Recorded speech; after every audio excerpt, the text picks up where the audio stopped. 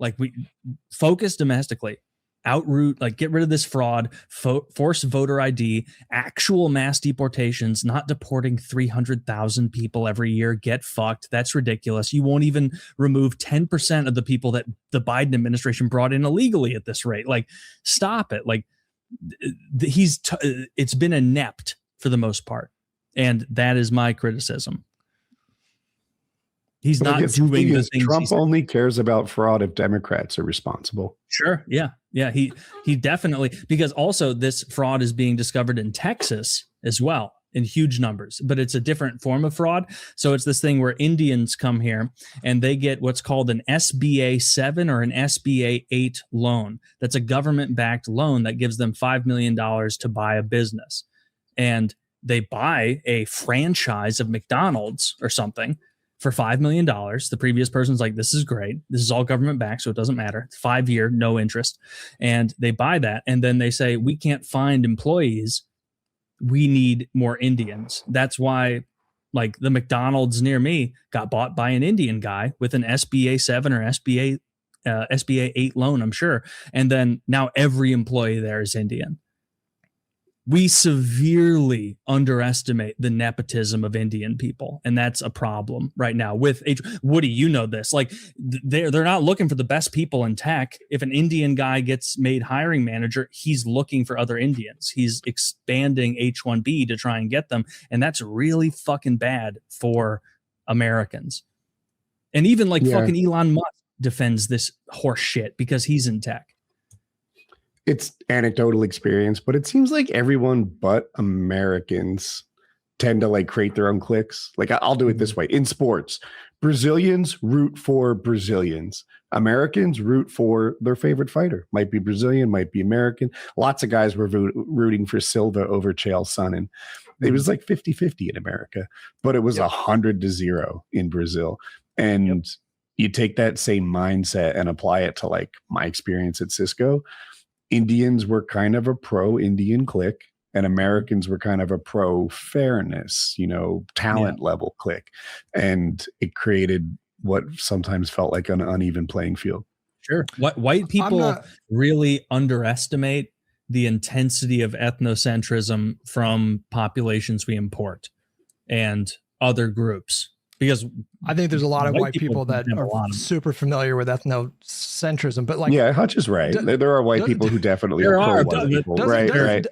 Doesn't it? I mean, America's literal superpower is our ability to attract really intelligent people who have come here and innovated and traditionally significantly contributed. Yeah, we want them. We don't want the entry level guys though, like squeezing out the market of our entry level guys. Like Taylor said, they should put that limit on that H-1B visa at $300,000. The bottom should be $300,000 income jobs, because anybody who's in India who's worth $300,000 to a company in America, I want here. That's a fucking go-getter. I bet he's doing 3 people's job at least. Get him over here. He's either the greatest manager motivator, or he's an innovator, or he's just a demon on the keys. Like, can I lay that out for Hutch? So you may not have heard this. Taylor said something that I thought was genius. He says H-1B employees should be invited here, but their minimum salary should be $300,000. Because the reality of H-1B, something I'm pretty familiar with because I worked in tech for so long, is that they bring over tons of people and they have them at lower wages. H-1B is a visa that's tied to your employment. So you can't change jobs. If you change jobs, you get deported. You might know this, but I'm talking to the listeners too. Okay. And so if you change jobs, you get deported. That severely impacts your ability to, say, negotiate a raise.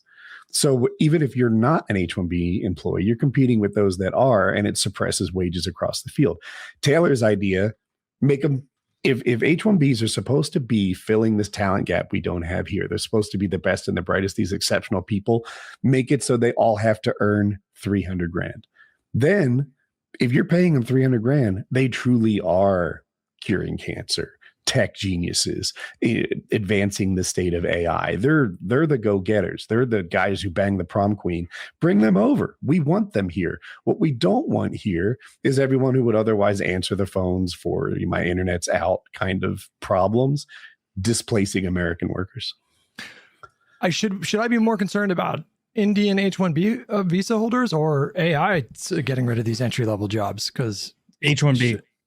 I don't know. I don't know. I don't think about AI that. is going to be able to program. Like someone's always going to have to check its work. You know, like someone's always going to have to be there checking. They haven't gotten AI to do that. I see it doing. I see it like filing court briefs and just making up precedents and stuff. Until they iron that out, you can't trust it to do like en masse the things that the But in the H-1B next is 10 gonna years? Did you see But that in the next 10 ChatGPT? Sure. I mean, the future may like cripple every world economy and essentially make us have to have a universal basic income. That's a potential future of AI. That argument felt like whataboutism. I don't mean to be a dick, but like, Minor, but what about AI? No, I'm just saying, like, what should I be more He was going concerned after about? Hutch. If You I'm should an be- entry- you should if be I- if I'm an infinitely entry more- level. More concerned about H-1B, way more, because they are defrauding our immigration system to bring as many people from India as they can here, because they are, as we said, super ethnocentric. White people in America don't understand the level of ethnocentrism that like Indians have. Like they want more Indians in their place of work. And what that does is it depresses wages for Americans. Tell them about the hotels, Taylor. Tell them what the hotels? hotels did to the American hotel system. They have ruined it. Just the Patel family owns like 70% of the motels in this country. Yeah. Because they're so incestuous with their business practices. How they make the pay for their maids and the people that work there like as shitty as possible, conditions as shitty as possible, hire no one, import people with their H-1Bs, have them work in that motel until they can get another motel, and then the cousin's going to run that one. And the Patel family rinsed and repeated that until they owned the American motel conglomerates. They own like 70% I've never heard of this before. motels. But the first, as a guy who stayed in what I am sure is more $65 a night hotels than three of you combined, I'm like, yeah, this rings so heckin' true. Like, absolutely. I've stayed in a lot of Patel hotels, I'm sure, or motels. I like them because you can park your motorcycle right outside the door. if people come into the country through legal means and they respect our liberal democracy and pay their taxes and they don't commit crime, why am I meant to care about like what gotta assimilate? Assimilation means not feeling like if a bunch of Indians or a bunch of Somalis or people come here in a block, a huge amount, they're not going to assimilate. They're not going to see themselves as American. They're going to see themselves as Somali Americans.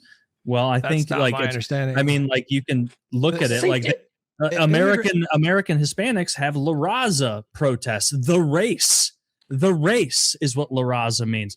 They say that is an ethnocentric race protest. Like these groups are very racially aware, and in order for us to assimilate them correctly, we need to bring just super high skill, like Woody and I have said. And they need to be made to assimilate. And part of assimilation means if you move here and you're Indian and you're high skill, you don't just hire Indians. Have to marry a white person. You have to marry a white lady. You must. Would that solve the whole thing? Actually, we would have so many more applicants. Yes, sign me up.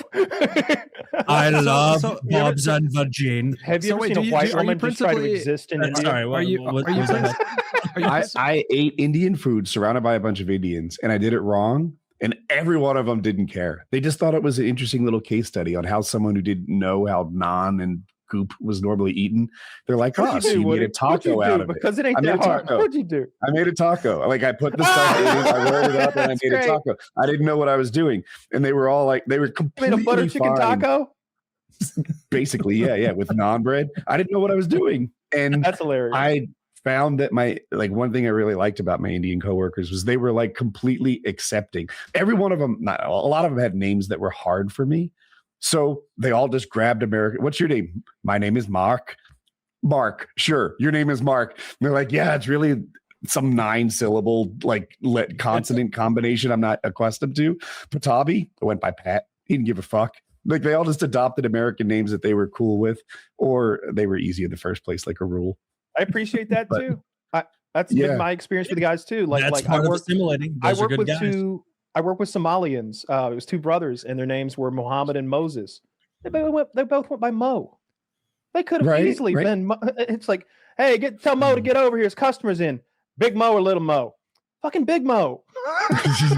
And in America, if you call someone by the wrong name, it's kind of an insult, even if you don't mean it. Like it's like, oh, this guy doesn't know my name. Like he doesn't like see me. Indians, not in the slightest. You call them by the wrong name, they're like, yeah, just not even correcting. Woody, is meeting almost over because I saw a loose live wire outside that is really tempting me. I must touch it. And God, afterward, there is a train at 2:15, and I must stand kind of in front of it and get fucked.